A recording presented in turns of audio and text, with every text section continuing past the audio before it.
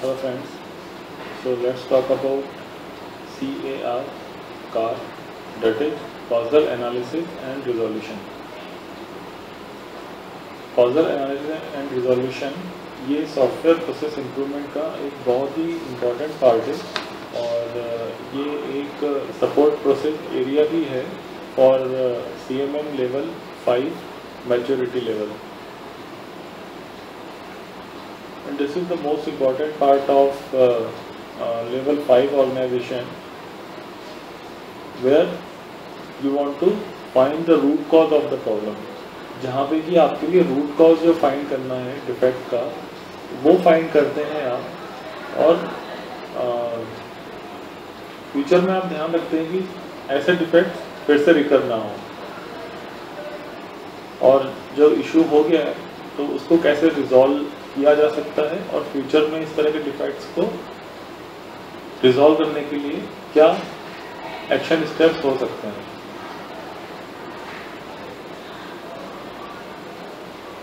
जो इसका सबसे की पार्ट है कॉजल एनालिसिस एंड रिजोल्यूशन का वो है SQA, that is software quality assurance,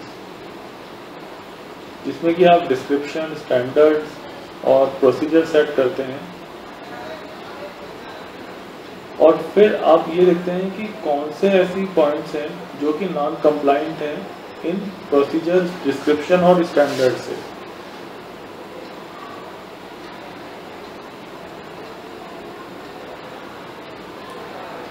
तो जो सबसे बेसिक इनपुट होता है कॉजल एनालिसिस के लिए वो होता है आपके डिफेक्ट्स आइडेंटिफाई करना. कॉजल एनालिसिस का सबसे इम्पोर्टेंट पार्ट और सबसे इनिशियल इनपुट होता है.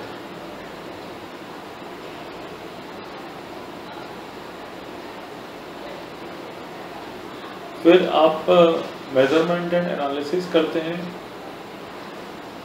Based on software metrics program.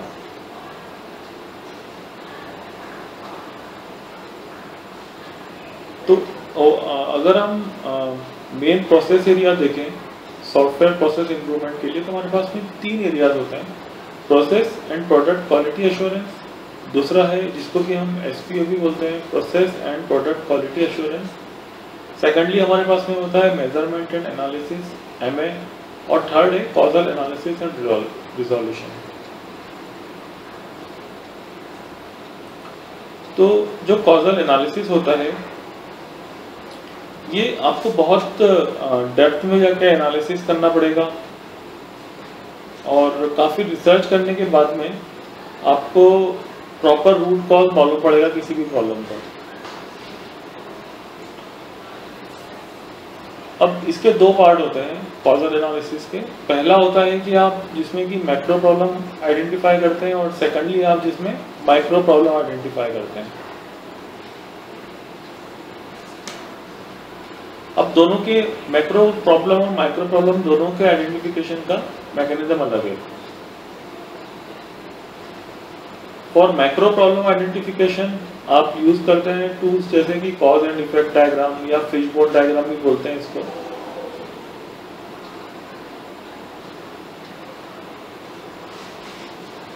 तो जो फिशबोन डायग्राम है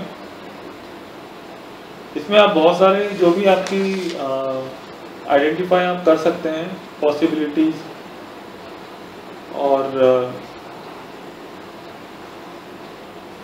इसमें आप basically 4 M's, 4 P's and 4 S find करते हैं. 4 M, 4 P and 4 S. 4 M कौन से हैं? Methods, machines, materials and man power. I am repeating again. 4 M है methods, machines, materials and man power. 4 P है place, procedure, people and policies. 4 S हैं surroundings, suppliers, systems and skills.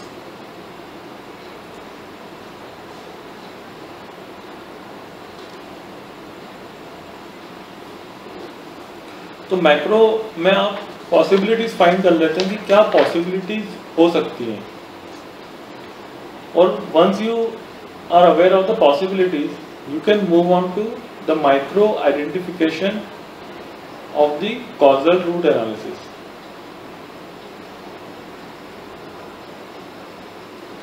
तो micro problem के अंदर आप exact जो आपका issue है वही फाइंड करने का ट्राई करते हैं और ऐसे इशू आप फाइंड करते हैं जिनको कि आप एड्रेस कर सकें, जिनको कि आप सॉल्व कर पाएं।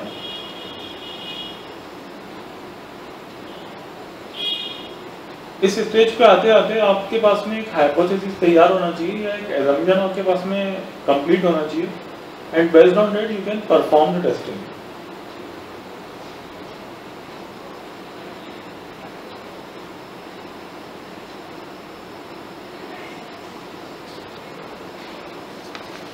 और ऐसे जो एक्सपेरिमेंट्स होते हैं वो जरूरी नहीं कि बहुत प्रैक्टिकल हो, आपके सारे सिचुएशन में फिट बैठे हैं, लेकिन इससे आपके 3 पॉइंट जो हैं वो फाइनल हो जाते हैं।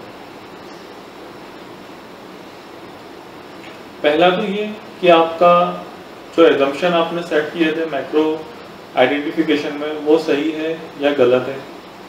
दूसरा ये कि अगर डिफेक्ट प्रेजेंट है तो उसका करेक्ट मेजरमेंट क्या है। और तीसरा ये कि जो आपका डिफेक्ट है उसमें हम मल्टीपल इनपुट्स देके ये ट्राई करते हैं कि वो कैसे बिहेव करता है।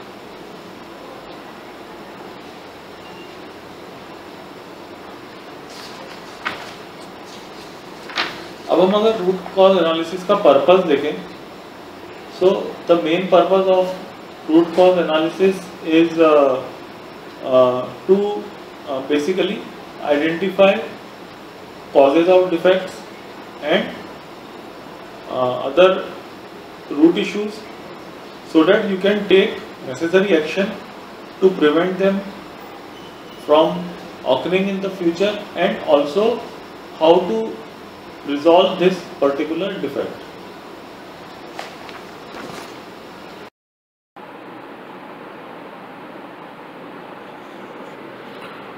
So now we will talk about some important aspects of causal analysis and resolution.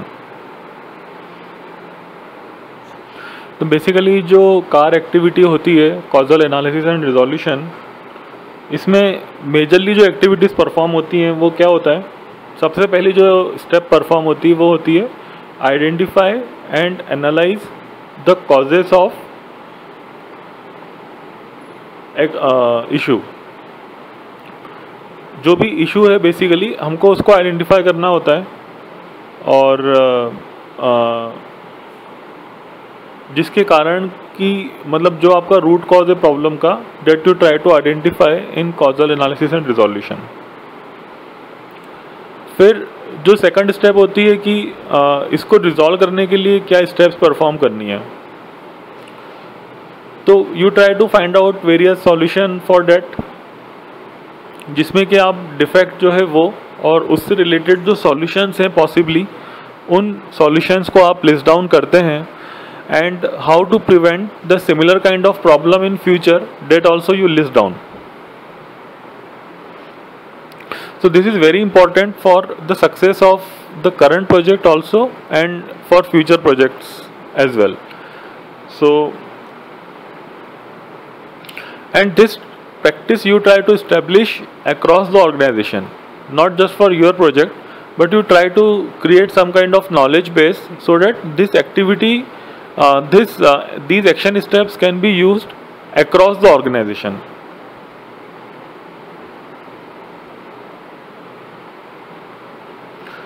सो जो भी एक्शंस आप परफॉर्म करते हो वो एक्शंस कैसे हो सकती हैं। पहला जो एक्शन हो सकता है वो ये कि जो उसका कॉज है उस कॉज को रिमूव कर दें so that the problem never recurs.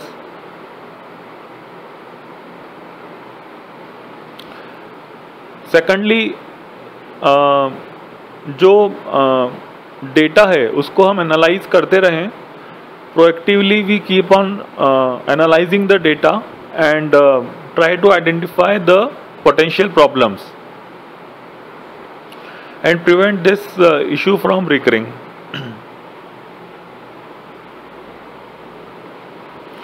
और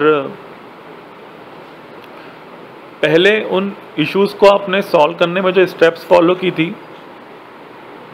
try to include those steps as part of your process so that your success rate of the projects could increase.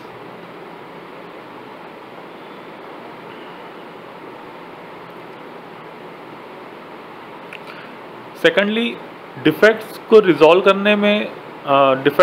करने में जो कॉस्ट इनकर होती है, so first try to avoid the defect.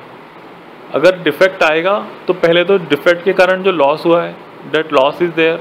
Secondly, to resolve that defect, the cost that gets incurred in resolving the defect, that is also a loss. So try to avoid the defect. At first point, try to avoid the defect. Try to prevent the defect and problems. हम avoid कैसे कर सकते हैं? Based on our previous experience. जो पहले हमने car activities perform की हैं उसके बेसिस पे जो हमको इनपुट्स मिले हैं, so we try to incorporate those inputs as the action steps for our future projects.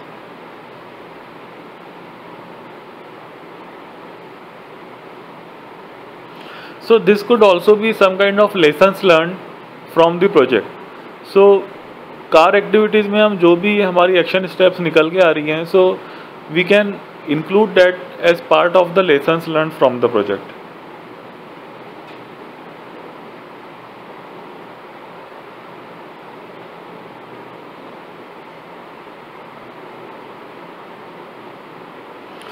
इसके साथ में जो दूसरी एक्टिविटीज़ होती हैं, car is the major activity.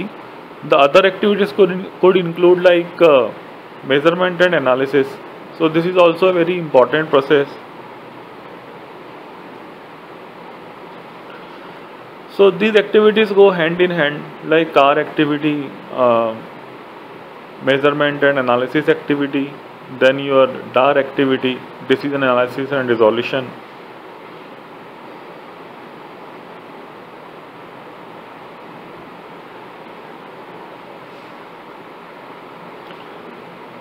Now there are some specific goal and practices for the car activity. Specific goal इसमें दो तरह से होते हैं. दो स्पेसिफिक गोल हैं कार एक्टिविटी में. First goal is determine causes of selected outcomes and the second goal is to address causes of selected outcomes. जो पहला गोल है उसमें हम फाइंड आउट करते हैं कि जो सिलेक्टेड आउटकम्स हैं उनके कॉजेज क्या हैं. मतलब कार एक्टिविटी में हम we find some outcome like we found let's say 5 different reasons for the delay in the project. So these are the outcomes from the car activity. So at step 1 we try to find the causes of those outcomes, and in the second goal we try to address those causes. So goal number 1, that is to determine the causes of selected outcome, we got some practices. पहला practice क्या है कि select outcome for analysis, then analyse causes. Select outcome for analysis से मतलब हमारा ये है कि we can not analyse all the outcomes based on the timelines and everything. We cannot analyze all the outcomes. So for that we try to identify some outcomes which we can analyze and which will also be helpful for similar future projects or maybe for similar domain for that matter. And in second practice we try to analyze the causes. The second goal is to address causes of selected outcomes. So again we got 3 practices in address causes of selected outcome. Practice number 1 is to implement action proposals. Second practice is to evaluate the effect of implemented action, and third is to record causal analysis data. तात्पर्य ये है कि जो specific goal second है हमारा, जिसमें कि हम सिलेक्टेड आउटकम के कॉजेज को एड्रेस करते हैं, उसमें एक्शन स्टेप 1 क्या होता है हमारा कि हम जो एक्शन प्रपोजल्स हैं उनको इम्प्लीमेंट करें. जो इम्प्लीमेंटेड एक्शंस हैं उनका effect on the project, on the organization, we evaluate that effect. And third practice is to record the data.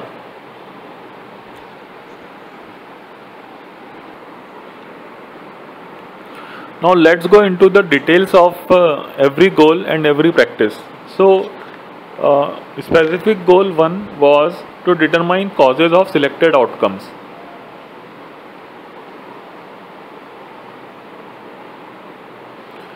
So basically in this particular goal we try to determine the causes of selected outcomes and we try to find the root cause of the selected outcomes. तो जो भी आपके root causes होते हैं particular problem के लिए उसको हम सिस्टमेटिकली डिफाइन करते हैं. So root cause means it's the starting point of the causal chain. जो भी आपके प्रॉब्लम अकर हो रहा है आपके प्रोजेक्ट में उस पूरे कॉजल चेन के हम बेस में जाते हैं and we try to find the root cause of that.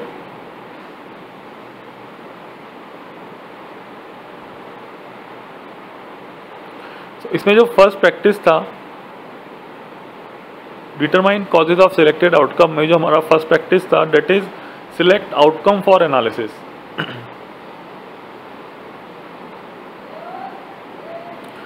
So finding the outcome for analysis we can do this activity periodically across all the projects in the organization, or maybe we can do it at the beginning of a new phase or a task. इसमें जो example हैं इस particular practice के जैसे कि जो भी आपका रिजल्ट डेटा है उसको आप एनालाइज करें, जो आउटकम हमको मिला है उसको हम फर्दर एनालाइज करें,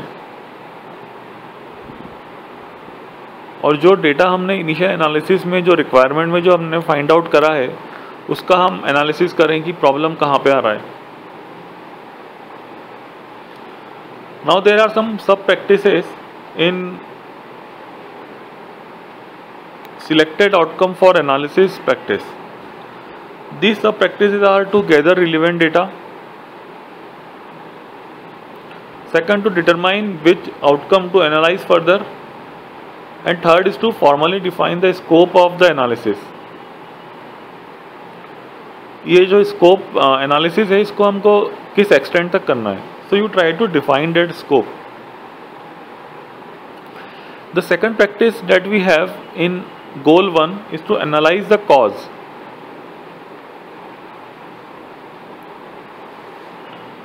Analyze causes में you try to perform the causal analysis on the selected outcomes and you try to propose actions to resolve them.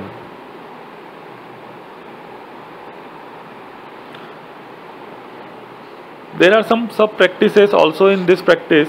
The sub practices are conduct causal analysis with those who are responsible for performing the task. Second practice is to analyze selected outcomes to determine their root causes. And third one is to combine selected outcome into groups based on their root causes. Fourth one is to create an action proposal that documents actions to be taken to prevent the further occurrence of similar outcomes, or to incorporate best practices into processes.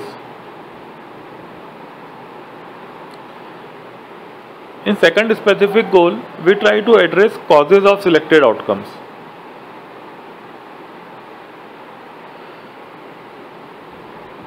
So in this, the first practice was to implement action proposals. Again, there are some sub practices in this particular practice, like analyze action proposals and determine their priorities. Select action proposals to be implemented. Create action plans for implementing the selected action proposals. And implement action plans. And you also try to look for the similar causes that may exist in other processes. The next practice we have is to evaluate the effect of implemented actions. And there are some sub practices like measure and analyze the change in process performance of the project's affected processes or sub processes. Determine the impact of the change on achieving the project's quality and process performance objectives, and to determine and document appropriate actions if the process or sub-process improvement did not result in expected project benefits. The last practice in causal analysis is to record causal analysis data.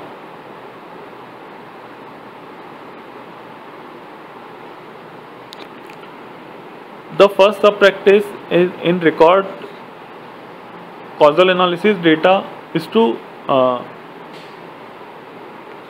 make the data available so that other projects can make appropriate process changes and achieve similar results. And submit process improvement proposals for the organization. So that's all for the causal analysis and resolution. Thank you.